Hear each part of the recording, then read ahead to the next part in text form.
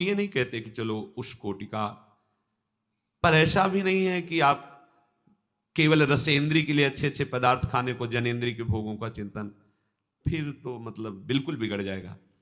तो नवीन उपासक थे, थोड़ा कुछ शास्त्र स्वाध्याय किया, जब तक भगवदाकार वृत्ति या भगवत तत्व का अनुभव ना हो जाए तब तक समाज में नहीं उतरना चाहिए, क्योंकि समाज तो विशेष श्रद्धा भाव प्रस्तुत करेगा और उसको हजम करने के लिए आप में ज्ञान का पावर नहीं है, तो वो फिर मतवाला होकर स्वामित्व भाव में आ जाएगा।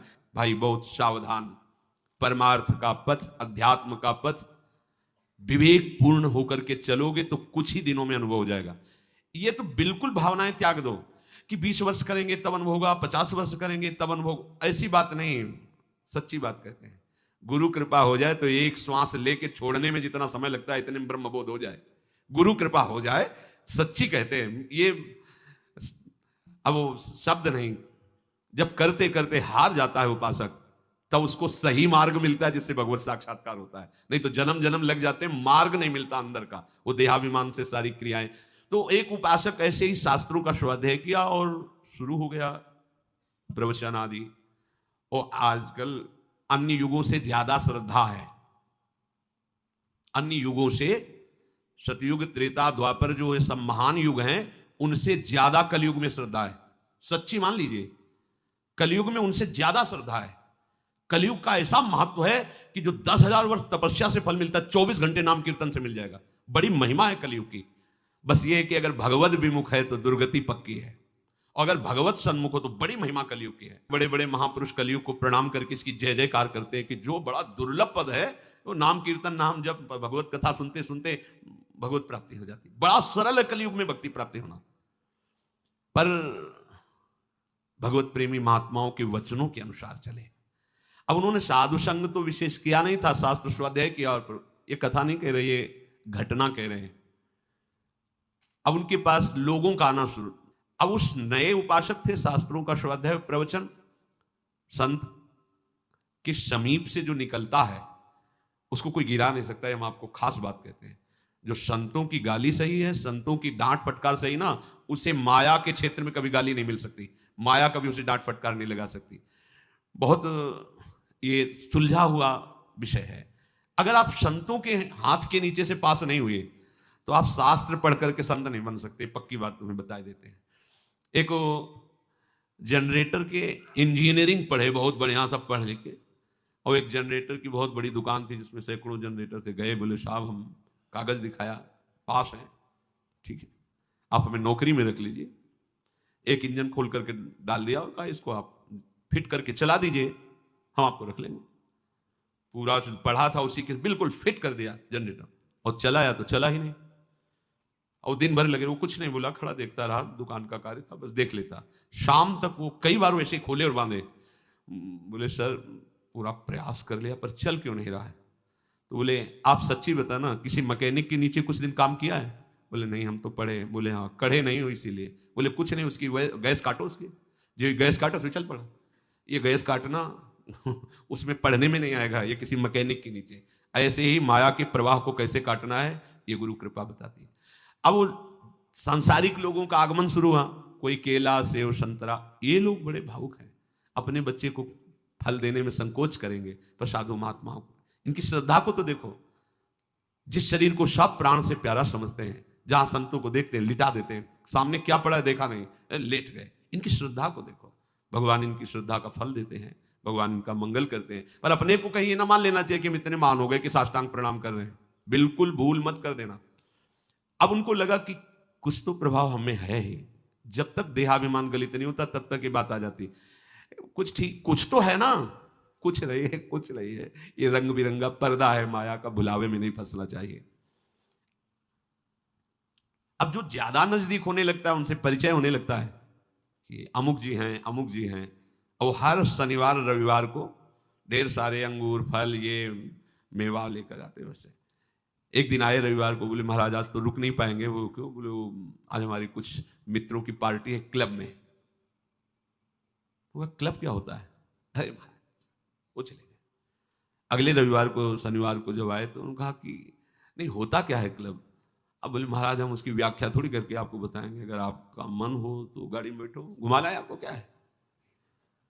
तो उन मतलब तस्मा शास्त्रम प्रमाणम ते कार्याकार्यो व्यवस्थित हो, बहुत होश में रहना चाहिए।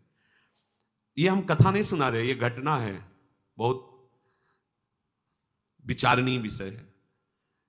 उनके आसपास रहने वाले और उनसे ये सब जानकारी के अनुसार कोई ऐसी कहा चलो, क्योंकि रजोगुणी पुरुषों का अन्न पाने पर बुद्धि रजोगुणी हो जाती है। अगर हम सावधान ना हो तो हमारी बुद्धि को ये माया आकर्षित कर लेती है।